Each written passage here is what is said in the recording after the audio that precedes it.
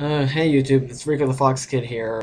So I was going to post an update to my Twilight deck, and then I realized that I only really changed one thing, and that was I switched Gale out and put in a third Wolf, which I'm actually liking, because it makes it so that Wolf is milled so much more often, and it gets really sacky sometimes.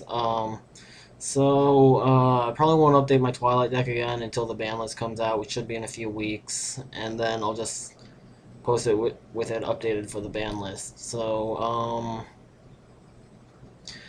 I got a link today of a Lightsworn deck over in the OCG that actually won first place in a tournament yesterday, which is pretty impressive because Lightsworn hasn't been up there at all for the entire format, either over in Japan or over here. Obviously, there's got to be something unique about this deck. It is pure Lightsworn.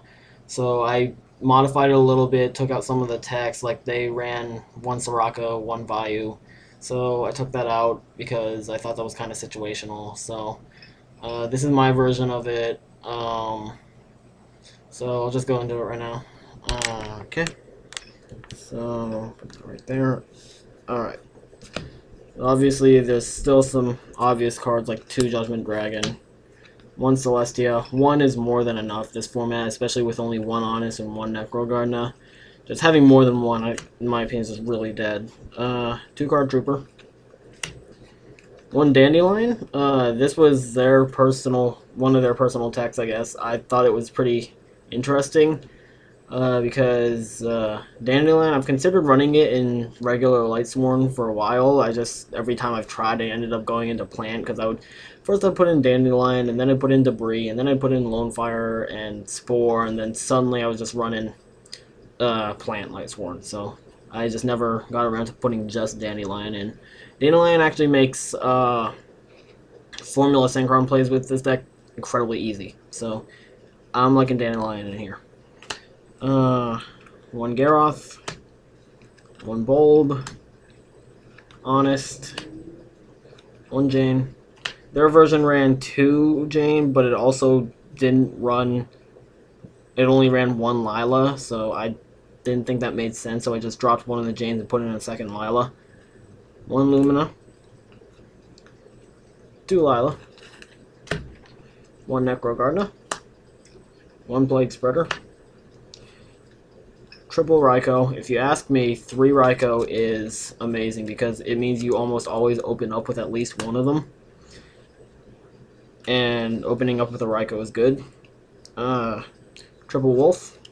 And like I said, I love Triple Wolf because it's just so sacky. Yeah, you do draw Wolf a lot of the time, like 1 Wolf maybe, but you can just ditch it with Solar Recharge or whatever. Okay, so spell lineup. Their version also ran Foolish Burial, I'm guessing because of the Vayu and Sorako they had in there to make it a little less situational. So I took that out because I took out the Vayu and Sorako. And I put in Dark Hole, which for whatever reason they didn't run. Like, frankly, I don't get why someone wouldn't run Dark Hole. Because it's just so amazing of a card. It can turn the game around so easily. If you want my opinion, there are a lot of people who think Gorz, the Emissary of Darkness, is kind of broken. I will agree. Gorz can completely change the tide of a game, where you could just be on the verge of losing and you drop Gorz and you win, pretty much.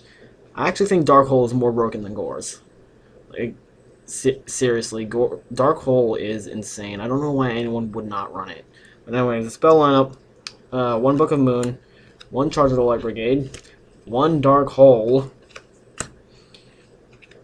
1 Giant Trunade, Monster Reborn, and instead of Beckoning Light, this build uses 2 Monster Reincarnation. I'm guessing just because Monster Reincarnation is a little faster to get off, and also without the multiples of Honest and all that, Beckoning isn't that super important, I guess. I mean, if you were running Effect Veiler, then maybe use Beckoning Light instead, but Monster Reincarnation works. Okay, so, and also 2 Mystical Space Typhoon. This is my personal thing, Pot of Duality. It's just because I love it so much, and I actually have one. Obviously, it's not mandatory because Pot of Duality hasn't been reprinted yet. It will be soon. I'm just lucky that I was able to trade for one. And then, hold on. 3 solar recharge. It's the entire spell lineup. Trap lineup. 2 bottomless trap hole. Obviously, I don't have warning. 1 mirror force. The original version had torrential tribute instead. I think torrential is just bigger in Japan because it wrecks samurais, and samurais are doing amazing over there, while over here they're overshadowed by Tengu plant. So mirror force is generally better for us over here, while torrential is probably better for everyone in the OCG. 2 royal decree. Obviously, I'd be running 3 if I had 3. So I only have 2, so I'm using 2. And in place of the 3rd decree, I'm using solemn judgment right now. So okay. Alright, so that's the entire deck. I haven't tested it in an actual duel, but opening hands are pretty good with it. So that's all for it right now. Just a little extra thing. If anyone who does trading online, I'm trying to completely foil out my Twilight deck as much as I can right now. The only thing that can't be foil in the deck right now is Jane, and as soon as Legendary Collection 2 comes out, Jane's a foil in that, so at that point every single card in my deck could be foil. I'm almost done, actually. The only things I really need are 2 gold rare Chaos Sorcerers, 2 ultimate rare DD Crows, 1 Ultra or Dual Terminal Card Trooper, either works for me, and a Champion Pack Lumina. If you saw in the video, I actually have a ultra rare Monster Reborn now. I'm actually getting one of the Hobby League parallel rare Monster Reborns in a few days with another person I'm trading with online, and just watch, Karma's gonna be a jerk to me and they're gonna ban Monster Reborn, but that'll just be my luck. That happened when I traded for a second track. As soon as that happened, day after they limited it. Okay, but frankly, that's really all I need for the deck, I think. Just 2 Chaos Sorcerers that are gold, 2 DD Crows, a Card Trooper, and a Champion Pack Lumina. If you have any of those, just shoot me a message if you're looking for anything. My only rule that I can think of right now is that if you come to me, you're gonna send first, and I will send as soon as I get your end of the deal, because I've heard of a lot of bad things of trading on YouTube and how people get ripped off pretty easily, and I'm just not going to deal with that. Like, seriously, if you really want to trade with me, then send first, and I will send your end as soon as I get yours, but I'm not going to risk getting ripped off. Also, if you're coming to me, I figure you should send first anyway. It's really all I can think of, but I'm really close to foiling out my Twilight deck as much as I can, so I really want to finish it. And then as soon as I do that, I'll probably finish on maxing out the rarities, like getting ultimate rares of everything and all that. But right now I'm just focusing on foiling everything because it looks pretty.